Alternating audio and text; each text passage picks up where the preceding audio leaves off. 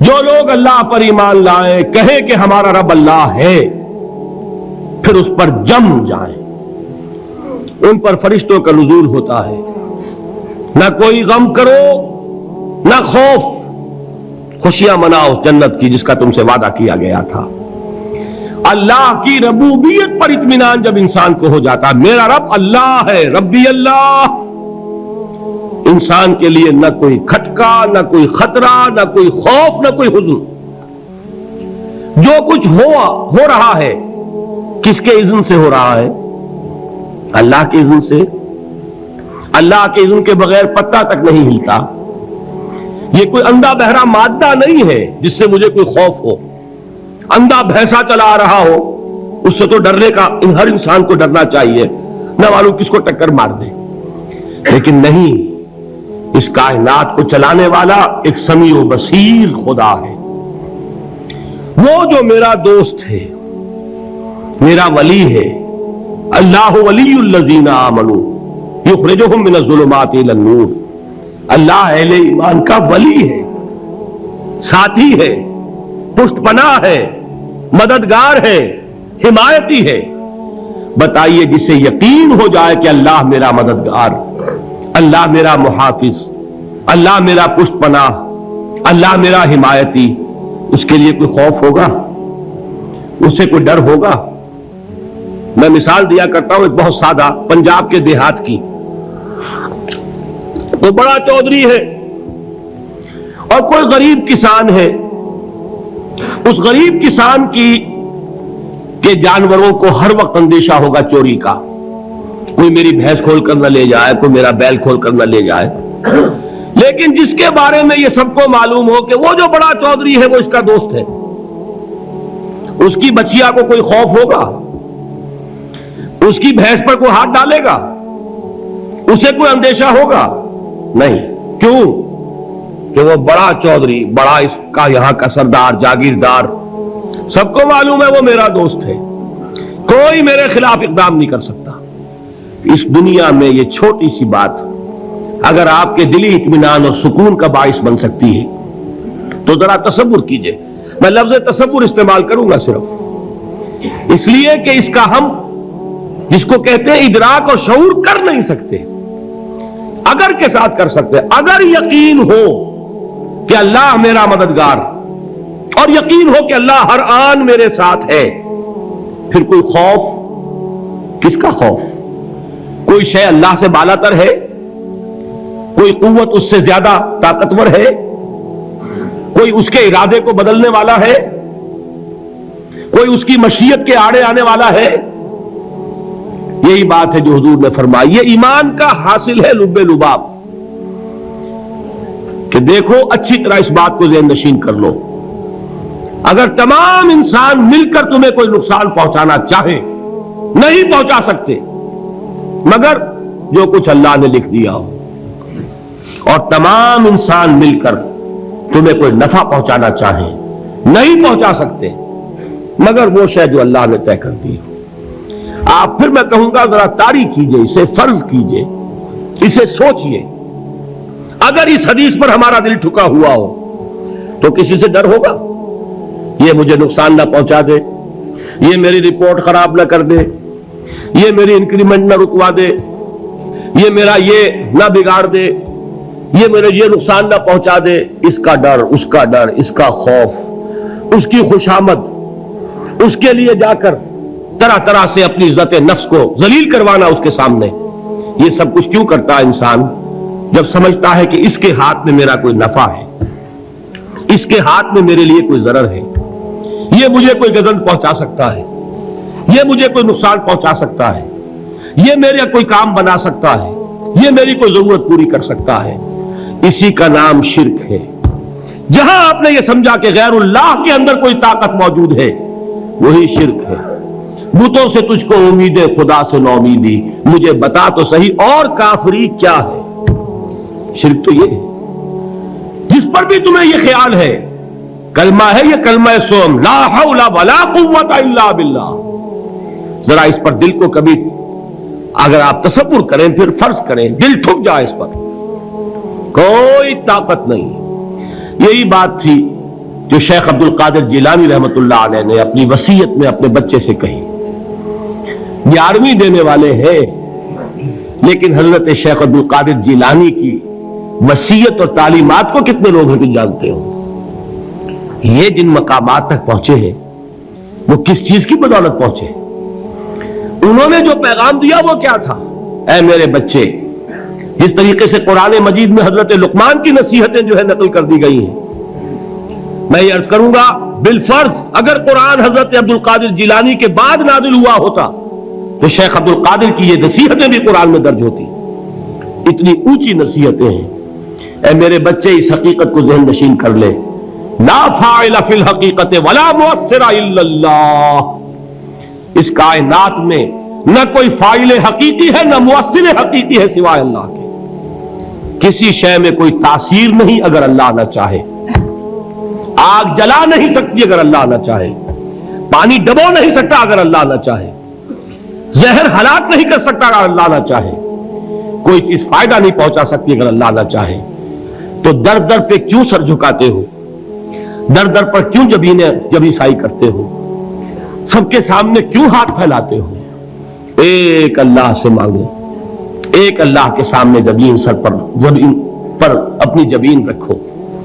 لا فاعل فی الحقیقت ولا مؤثر الا اللہ. نظر آتا ہے ہمیں کہ پانی پیاس بجھا دیتا ہے. پیاس بجھانے کی صلاحیت پانی میں نہیں ہے، اللہ کے اذن سے. کھانا بھوک مٹا دیتا ہے. بھوک مٹانے کی صلاحیت کھانے میں نہیں ہے، اذن رب میں ہے. دیکھیے یہی یقین تھا. حضرت موسیٰ علیہ السلام کا واقعہ یاد کیجئے. سامنے سمندر آ گیا ہے. قوم دیکھتی ہے پیچھے کہ گرد و غبار کا طوفان ہے. معلوم ہوا کہ فرعون اپنے لشکر سمیت آ گیا ہے. لشکر جب چلتا تھا تیز رفتاری کے ساتھ تو گرد و غبار کا جو طوفان اٹھتا تھا اس کا تصور کیجیے. اور لمحہ بلمحہ وہ قریب آ رہا ہے. پوری قوم نے کیا کہا؟ اے موسیٰ انا لمدرکون. اے موسیٰ ہم تو پکڑے گئے. قرآن مجید میں تو یہاں وہ باتیں نہیں لکھی ہیں، لیکن تورات میں یہ درج ہے کہ بنی اسرائیل جھگڑنے لگے، دست و گریبان ہو گئے موسیٰ کے ساتھ. موسیٰ ہمیں یہاں مروایا لا کر، اس سے تو ہم ہی بہتر تھے. وہاں کھانے کو ملتا تھا، زندگی تو تھی، بیگار ہم کر رہے تھے، موت تو نہیں تھی. اب جو کچھ ہوگا اس کا تصور کرو، جس طریقے سے ہمارے ٹکڑے اڑائے جائیں گے. تو لڑ رہے ہیں حضرت موسیٰ علیہ السلام سے. یہ تورات کی تفصیل ہے. قرآن میں صرف اتنا آیا ہے، پریشان ہو کر انہوں نے کہا انا لمدرکون. موسیٰ ہم تو پکڑے گئے. اس وقت موسیٰ کا جواب کیا ہے؟ کلا ان معی ربی سیہدین. نہیں، میرے ساتھ میرا رب ہے، وہ راستہ دے گا. بتائیے کہاں راستہ نظر آ رہا ہے؟ یہ ہے ایمان بالغیب. راستہ نظر نہ آئے تب اللہ پر یقین ایمان ہے. جیب میں پیسے ہوں اور تب دل کو اطمینان ہے تو ایمان کس پر ہوا؟ پیسے پر، اللہ پر نہیں. جب وسائل و ذرائع نہ ہو اور پھر یقین ہو کہ اللہ مسبب الاسباب ہے، وہ اسباب کا پابند نہیں ہے، وہ اسباب کا محتاج نہیں ہے، اسباب اس کے محتاج ہے. اگر یہ یقین ہے تو اللہ پر ایمان ہے. یہ نہیں ہے تو تمہارا ایمان اسباب پر ہے، وسائل پر ہے، ذرائع پر ہے، مادیات پر ہے، اللہ پر نہیں. اس وقت کہاں راستہ تھا؟ کوئی راستہ تھا؟ سمندر ہے اور ادھر سے لشکر آ گیا ہے. کلا ان معی ربی سیہدین. اب دیکھیے ایمان کہہ دینا آسان ہے، ہوا معکم اینما کنتم. جہاں کہیں بھی تم ہوتے ہو اللہ تمہارے ساتھ ہوتا ہے. لیکن اس کا یقین قائم ہو جائے تو زمین و آسمان کا فرق واقع ہو جائے. یہی بات ہوئی حضور کے ساتھ. غار ہے، چھپے ہوئے ہیں محمد رسول اللہ اور آپ کے وہ یار غار ابو بکر صدیق رضی اللہ تعالی عنہ. اقبال نے حضرت ابو بکر کی شان میں چند اشعار کہے صرف، لیکن واقعہ یہ ہے کہ بھاری بھاری نظموں پر اور قصیدوں پر بھاری ہے. طویل ترین نظمیں اور قصیدے ہوں ان پر بھاری ہے. ہمت ابو بکر کی ہمت جو ہے کشت ملت را چو ابر، جیسے بارش سے کھیتی اپجتی ہے، ابو بکر کی ہمت اور عزیمت اس امت کو اسی طرح سینچنے والی ہے۔ ثانیے اسلام و غار و بدر و قبر، وہ دوسرے تھے اسلام میں، دوسرے پہلے کون تھے؟ انا اول المومنین، حضور فرماتے ہیں سب سے پہلا ایمان لانے والا میں، دوسرے ابو بکر۔ ویسے ہمارے ہاں یہ چلتا ہے اختلاف، حضرت علی پہلے ہے کہ حضرت ابو بکر پہلے ہے، لیکن اس میں بڑی خوبصورت تطبیق قائم کی ہے علماء نے، اور بہت صحیح ہے۔ چار کے بارے میں فیصلہ ہی مت کرو کہ کون پہلے ہے، ان کی ایک عجیب تقسیم کر دی ہے۔ آزاد مردوں میں، بالغ مردوں میں سب سے پہلے ابو بکر، بچوں میں سب سے پہلے علی، خواتین میں سب سے پہلے خدیجہ، اور غلاموں میں سب سے پہلے زید بن حارثہ۔ بڑی پیاری تقسیم ہے، یہ چاروں ہی پہلے ہیں، ہر ایک کے لیے اولیت ہے۔ اور واقعہ یہ ہے کہ اگر زمانی اعتبار سے تعین ہوگا تو پہلے خدیجۃ الکبریٰ آئیں گی رضی اللہ تعالی عنہ۔ کسی اور سے بات کرنے کی نوبت بعد میں آ سکتی ہے، پہلے تو اہلیہ محترمہ سے بات ہوئی، آتے ہی پہلی وحی ہوئی ہے، ابھی تبلیغ کا حکم نہیں تھا۔ کس کو بتایا واقعہ؟ ابھی اپنی نبوت کی تبلیغ کا تو حکم ہی نہیں آیا۔ واقعہ کس کا ہے؟ وہ خدیجہ کا ہے۔ جب کہا ہے کہ خشیت علی نفسی، مجھے اپنی جان کا اندیشہ ہے، تو کیا جواب دیا خدیجہ نے رضی اللہ تعالی عنہا؟ وہ صدیقۃ الکبریٰ ہے۔ صدیقات جو ہے خواتین، ان میں چوٹی پر خدیجۃ الکبریٰ ہے رضی اللہ تعالی عنہا، اور صدیق جو مرد ہیں ان میں صدیق اکبر ہے ابو بکر صدیق رضی اللہ تعالی عنہ، لیکن صدیقات میں چوٹی پر۔ جب حضور نے فرمایا خشیت علی نفسی، کیا فرمایا، کیا عرض کیا، کیسے تسلی دی؟ نہیں نہیں، اللہ آپ کو ضائع نہیں کرے گا، آپ غریبوں کے ہمدرد ہیں، آپ مساکین کے تکالیف رفع کرنے والے ہیں، آپ بیواؤں کی سرپرستی کرتے ہیں، آپ مسافروں کی خدمت کرتے ہیں، اللہ آپ کو ضائع نہیں کرے گا۔ یہ یقین ہے اس خاتون کے اندر۔ خیر وہ ایک علیحدہ بات ہو جائے گی۔ میرے دل پر حضرت خدیجہ رضی اللہ تعالی عنہ کی شخصیت کا بڑا گہرا نقش ہے، جو وہ کوئی اور ہی وقت اور موقع ہوا تو بیان ہوگا۔ بہرحال اقبال نے ایک مصرے میں جو چار اولیتیں جمع کر دی ہیں، ہمت او کشت امت را چو ابر، ثانی اسلام و غار و بدر و قبر۔ اسلام میں حضور کے بعد پہلے کون؟ ابو بکر۔ غار میں حضور کے ساتھ کون؟ ابو بکر۔ بدر کی رات اللہ کا رسول سر بسجود، وہ گھاس پھوس کی جو جھوپڑی بنائی گئی تھی، اور وہاں تلوار ننگی لے کر پہرا دینے والا کون؟ ابو بکر۔ اور اس حجرہ عائشہ میں محمد کے بعد سب سے پہلے دفن ہونے والا کون؟ ابو بکر رضی اللہ تعالی عنہ صلی اللہ علیہ وسلم۔ وہ جو معاملہ میں سنا رہا تھا غار ثور کا، حضرت ابو بکر بھی حضور کے خیال سے لرز گئے ہیں۔ آپ کو یاد ہوگا کہ جا کر پہلے تمام جتنے سوراخ تھے انہیں بند کیا ہے، ایک سوراخ رہ گیا تھا جس کو بند کرنے کے لیے کوئی کپڑا نہیں تھا، وہاں اپنی ایڑی رکھی ہے، تب کہا ہے حضور سے تشریف لائیے، اور اپنے زانو پر حضور کو لٹایا ہے، اور وہاں کسی موذی جانور نے کاٹا ہے، حضور کی آنکھ لگ گئی تھی، اس وقت اس بل کے اندر جو بھی بچھو ہے کیا ہے واللہ عالم، اس نے کاٹا ہے، اس کی تکلیف کی وجہ سے ابو بکر کی آنکھوں سے آنسو ٹپک گئے، حضور کے چہرے مبارک پر پڑے ہیں کہ حضور جاگے ہیں، معاملہ کیا ہے؟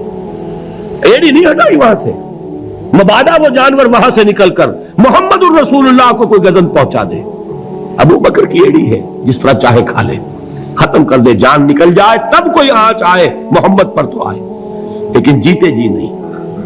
وہ ہے ابو بکر۔ حضور کے خیال سے اس وقت حضور نے پھر اپنا لعاب دہن لگایا ہے، اور اس سے پھر آپ کی تکلیف ختم ہوئی۔ جیسے خیبر میں حضرت علی کی آنکھ دکھ رہی تھی، اس کو جو شفا حاصل ہوئی وہ بھی حضور کے لعاب دہن سے ہوئی۔ تو بہرحال اس وقت انہوں نے کہا ہے کہ اے نبی یا رسول اللہ، اگر اس وقت ان میں سے کسی نے غیر ارادی طور پر بھی اپنے قدموں کی طرف جھانک لیا تو پکڑے جائیں گے۔ کیا جواب تھا اللہ کے رسول کا؟ لا تحزن ان اللہ معنا، اللہ ہمارے ساتھ ہے، کیوں گھبراتے ہو ابو بکر؟ یہ ہے ایمان باللہ، میرا مالک اللہ، میرا رازق اللہ، میرا محافظ اللہ، میرا مددگار اللہ، میرا پشت پناہ اللہ، میرا دوست اللہ۔ یہ دوستی ہے اللہ کی جو لب لباب ہے، حاصل ہے ایمان کا، اسی کا نام ولایت ہے۔ اولیاء اللہ کے سروں پر سینگ نہیں ہوتے، جس کے دل میں ایمان راسخ ہو چکا ہو وہی اللہ کا ولی ہے، جسے اللہ پر یقین ہو چکا ہے وہی اللہ کا ولی ہے، جسے یقین ہے اللہ میرے ساتھ ہے، میرا مددگار، میرا پشت پناہ، میرا ساتھی، میرا دوست، میرا محبوب، میرا محب۔ اللہ اہل ایمان سے محبت کرتا ہے۔ واللہ یحب الصادقین، ان اللہ یحب الذین یقاتلون فی سبیلہ صفا کانہم بنیان مرصوص۔ اللہ محبت کرنے والا، اہل ایمان محبوب، اور اہل ایمان محبت کرنے والے اللہ محبوب۔ والذین آمنوا اشد حبا للہ۔ آپ تصور کیجئے جسے یہ رشتہ ایمان یا رشتہ ولایت حاصل ہو جائے، الا ان اولیاء اللہ لا خوف علیہم ولا هم یحزنون، آگاہ ہو جاؤ، اللہ کے دوستوں کے لیے نہ کوئی خوف ہے نہ کوئی حزن ہے۔